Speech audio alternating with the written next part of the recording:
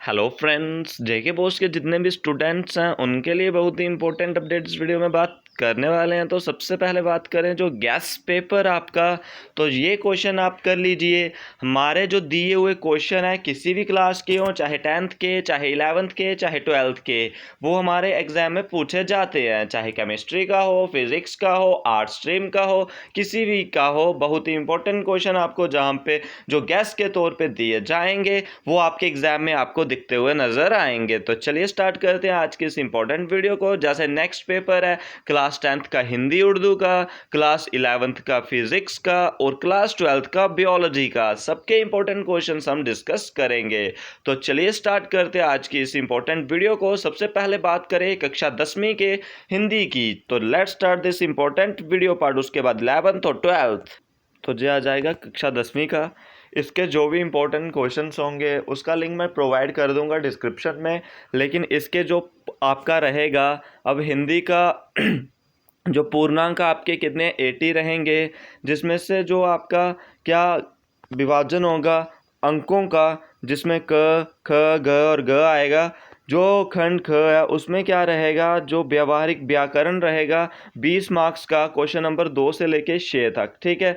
उसके बाद जो खंड ग है पाठ्य पुस्तक से आएगा, क्वेश्चन नंबर 7 से लेके 10 तक 24 मार्क्स का। उसके बाद जो निबंध 8 नंबर का, पत्र 6 नंबर का, वस्तुनिष्ठा 10 का, और जो आपका क्या आएगा संज्ञा प्रश्न 2 नंबर का, ठीक है।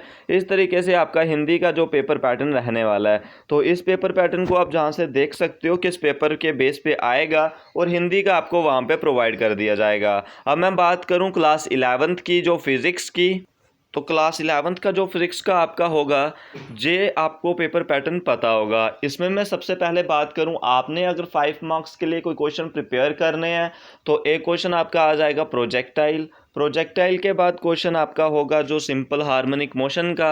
सिंपल हार्मोनिक मोशन के बाद क्वेश्चन आपका स्ट्रोक्स लॉ, बर्नौलीज थ्योरम और इक्वेशन ऑफ कॉन्टिन्यूटी आपने करना है, ठीक है। ये क्वेश्चन आप 5 मार्क्स में कर लीजिए। और उसके बाद variation of G with H और डेप्थ के साथ, और उसका एस्केप और ऑर्बिटल वेलोसिटी आपने कर लेना है, ठीक है। जो आपके लिए बहुत ही इंपॉर्टेंट होगा 5 मार्क्स के लिए। 5 मार्क्स का आपका इन चैप्टरों में से आएगा, ठीक है।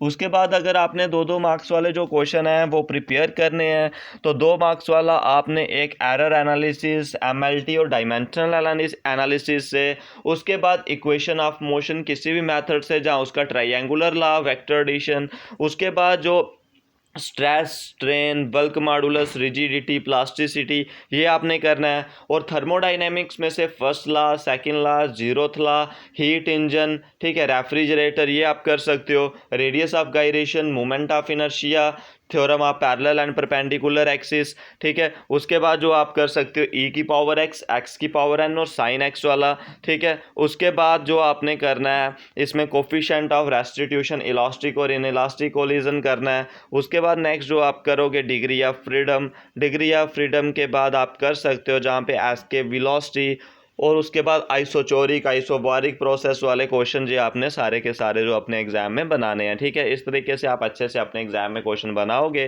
तो आपके लिए बहुत ही इंपॉर्टेंट हो जाएगा। तो और भी हम डिटेल में इसी सब्जेक्ट का पूरा विस्तार से बताएंगे, अभी तीनों का एक साथ। उसके बाद बात करें बायोलॉजी क्लास 12th की, तो इसमें जो आपका रहेगा जूलॉजी और बॉटनी रहेगा, ठीक है।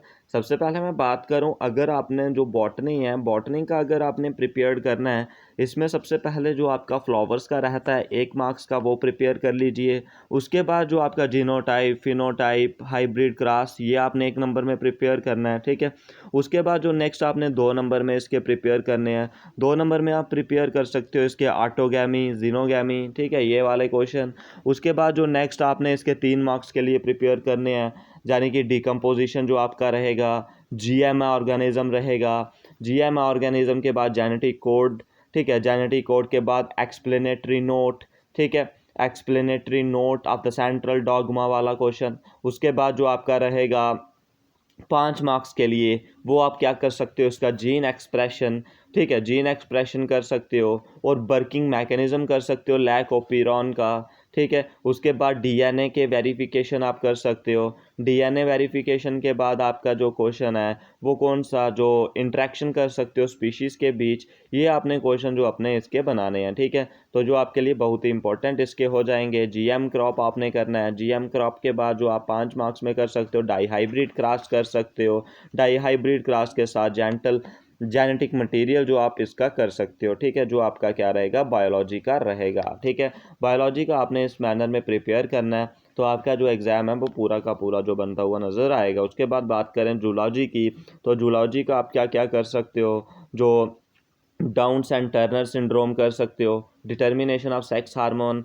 ठीक है, उसके बाद जो आप कर सकते हो इसका जो वेनबर्ग प्रिंसिपल कर सकते हो, HIV इन्फेक्शन कर सकते हो, cloning, gene therapy, non specific immunity, population application of gene therapy, fertilization. उसके बाद हार्मोनल कंट्रोल। ठीक है, hormonal control of menstrual cycle.